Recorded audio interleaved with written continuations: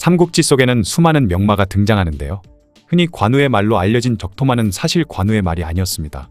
정사에는 여포가 적토라는 좋은 말을 타고 다녔다라는 기록 외엔 아무런 기록이 없고 관우에게 갔다는 이야기도 없다고 하죠.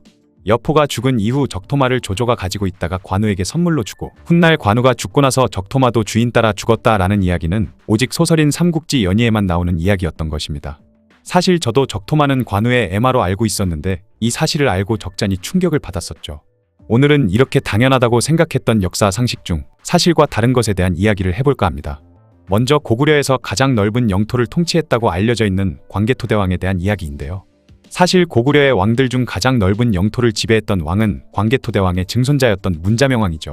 광개토대왕과 장수왕이 넓혀놓은 고구려의 전성기 시절 영토를 문자명왕이 이어받았고 이후 그가 더 영토를 확장했었기 때문에 고구려에서 가장 넓은 영토를 다스렸던 왕은 문자명왕인 것입니다. 광개토대왕은 고구려 왕 중 영토를 가장 많이 넓힌 왕인 것이죠. 다음 이야기는 신라의 태종 무열왕 김춘추에 대한 이야기입니다. 김춘추는 당나라와 손을 잡고 같은 민족인 백제와 고구려를 멸망시켰다 해서 외세를 끌어들인 민족 반역자라는 오명을 뒤집어 쓰고 있죠. 하지만 이것은 지금 현대의 민족주의적 관점을 고대사에 투사한 시대착오적 해석입니다. 당시 고구려 백제 신라는 서로 같은 민족이니 같은 편이니 하던 게 아니라 서로 죽고 죽이던 사이로 봐야 맞는 것이죠. 만약 신라가 당나라와 손을 잡지 않았다면 백제나 고구려에게 자신들이 먹힐 수도 있었습니다. 심지어 백제의 계로왕이나 위덕왕, 무왕도 당나라에 여러 번 사신을 보내 고구려를 공격하면 자신들도 협공하겠다고 고구려를 공격해달라며 간절히 요청하기도 했었죠. 그 외에도 백제는 왜군과 손을 잡고 고구려와 신라를 공격하기도 했습니다. 이것만 봐도 김춘추의 전략이 탁월했던 것일 뿐 그가 외세를 끌어들인 민족 반역자라는 것은 김춘추 입장에서는 억울할 수도 있는 것이죠. 심지어 어떤 사람들은 당나라가 김춘추에게 이용당했다고 보는 경우도 많습니다. 다음은 우리나라 영문 표기에 대한 이야기인데요. 과거엔 우리나라를 영어로 꼬레아라고 불렀는데 일제강점기에 일제가 재팬의 제의보다 꼬레아의 시가 일본 영어명의 앞에 오는 것은 있을 수 없다고 하여 한국의 영어 표기를 알파벳 나열상 제의보다 뒤에 있고 발음이 같은 코리아로 바꿔버렸다는 이야기가 있죠. 하지만 이 역시 사실이 아닙니다. 이는 그저 여러 나라의 언어 특성상 어떤 나라에서는 코리아라고 부르고 어떤 나라에서는 꼬레아라고 부르면서 이를 적을 때 C를 쓰는 나라도 있고 K를 쓰는 나라도 있었던 것이죠. 일제강점기 이전에도 C와 K가 함께 혼용해서 사용되어 왔던 것입니다. 그러다 나중에 여러 나라들이 합의해서 코리아로 맞춘 것이죠. 다음은 목화씨의 전설 문익점에 대한 이야기입니다. 문익점이 원나라에 갔다가 목화씨를 붓대에 숨겨 들어왔다고 다들 알고 있을 텐데 사실 숨기고 자시고 한 것이 아니라 그냥 들고 왔다고 하죠. 사실 당시 원나라에서는 무기나 화약 등 국방에 관련된 품목만 금수 품목으로 지정했을 뿐 남쪽 지방에 널리고 널린 목화는 금수 품목이 아니었다고 합니다. 그런데 문익점이 목숨을 건 밀수를 하고 온갖 고초를 겪으며 결국 목화씨 밀반입에 성공해 백성들이 겨울을 그나마 따뜻하게 보낼 수 있게 된 것이라는 전설적인 이야기는 약 100여 년이 흐른 뒤 김갱필이라는 사람이 문익점의 공을 기리는 시에서 몰래 들고 왔다라는 글씨를 적었던 탓에 이 이야기가 사실인 양 널리 퍼지게 된 것이죠. 다음은 고려 최후의 충신인 최영 장군에 대한 이야기입니다.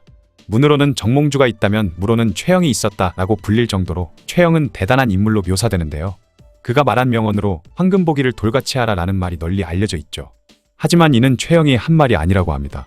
이 명언은 그의 아버지인 최원직의 유훈인데 이를 최영이 평생 따랐다고 하죠. 다음은 조선의 태조 이성계 이야기입니다. 이성계는 이방원이 왕자의 난을 일으킨 뒤 왕위에 오르자 고향이던 함흥으로 돌아가 버리는데요. 이후 태종은 아버지를 한양으로 모시기 위해 차사를 함흥으로 보냈지만 태조는 자신을 데리러 온 차사들을 모두 죽여버렸다는 이야기가 있습니다. 이 이야기에서 나온 사자성어가 바로 함흥차사라는 말이죠. 하지만 이 또한 사실이 아니라고 합니다. 정사인 조선왕조실록에도 이성계가 차사를 죽였다는 기록은 전혀 없고 오히려 이성계가 차사를 보내지 않는 이방원에게 섭섭해했다고 하죠. 박순이라는 인물은 함흥차사로 갔다가 죽었다는 유명한 인물 중 한 명인데 그가 실제로 함주에 갔다가 목숨을 잃은 것은 사실이지만 이는 이성계에 의해 죽임당한 것이 아니라 조사이가 일으킨 반란군에 의해 목숨을 잃은 것입니다. 한국을 빛낸 100명의 위인들 2절에는 이런 내용이 있죠. 바로 대마도 정벌 이종무라는 가사입니다. 이것만 봐도 이종무가 멋있게 대마도로 쳐들어가 조선을 괴롭히던 왜구들을 소탕하고 제대로 혼쭐을 내고 돌아온 대단한 장군으로 느껴지는데 사실과는 조금 다른 이야기가 있죠. 이종무가 대마도 정벌을 하긴 했지만 이때 대마도에서는 정말 졸전 중에 졸전이라고 할 수 있는 전투가 벌어집니다. 1419년 태종의 명을 받아 이종무는 17,000명의 병력을 이끌고 대마도를 정벌하기 위해 떠났는데요. 이때 왜구 100여 명을 죽이고 집 2,000여 채를 불태웠으며 포로로 잡혀있던 명나라인과 조선인을 구출하는 데 성공했습니다. 그리고 살아남은 왜구들은 섬 깊숙한 곳으로 도망쳐버렸죠. 이때 식량도 제대로 없었던 왜구들이었기에 그대로 버티고만 있어도 이길 수 있는 상황이었지만 이종무는 욕심을 내기 시작해 도망친 왜구들을 추격하기로 한 것입니다.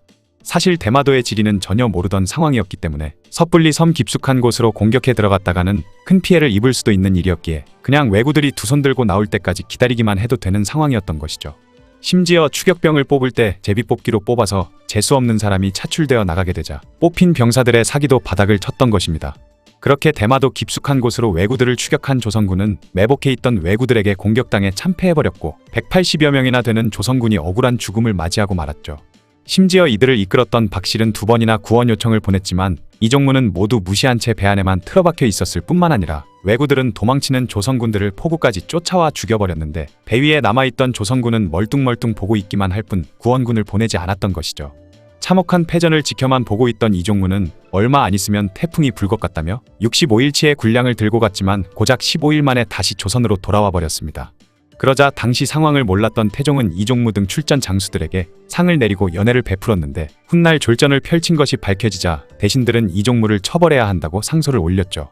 하지만 대마도 정벌은 태종 자신의 업적이기도 했고 이종무를 벌준다는 것은 자신의 실패이기도 했기 때문에 태종은 신하들에게 더 이상 왈가왈부하지 말라고 했지만 빗발치는 상소는 끊임이 없었고 결국 태종은 대마도에서 있었던 작전 실패가 아닌 다른 일을 빌미로 이종무를 유배 보내버리고 이 일을 마무리해버렸다고 합니다. 다음 이야기는 조선시대 양반들에 대한 이야기인데요. 다들 양반하면 으리으리한 기와집에서 살았다고 생각하고 있지만 사실이 아니라고 합니다.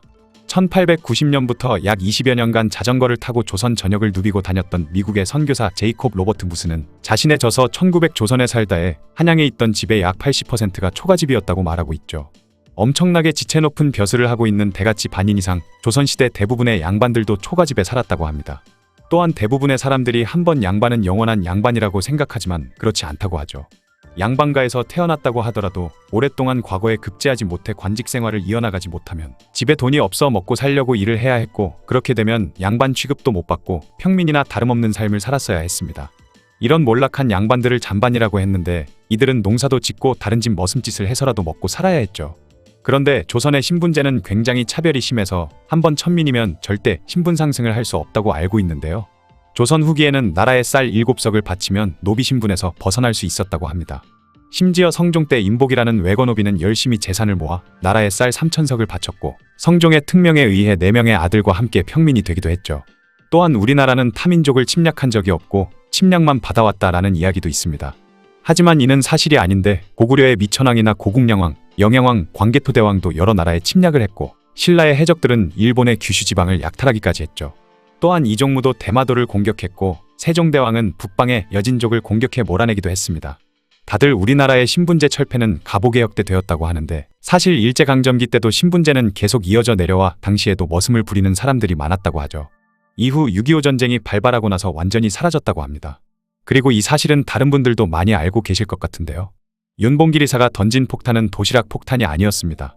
윤봉길 이사는 홍커우 공원 의거 당시 2개의 폭탄을 들고 갔는데 하나는 도시락 폭탄이고 다른 하나는 물통 폭탄이었죠.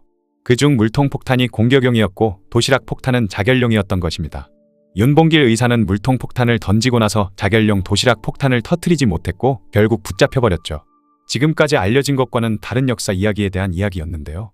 생각보다 많은 사실이 잘못 알려져 있다는 걸 저도 이제서야 알게 된 것 같습니다.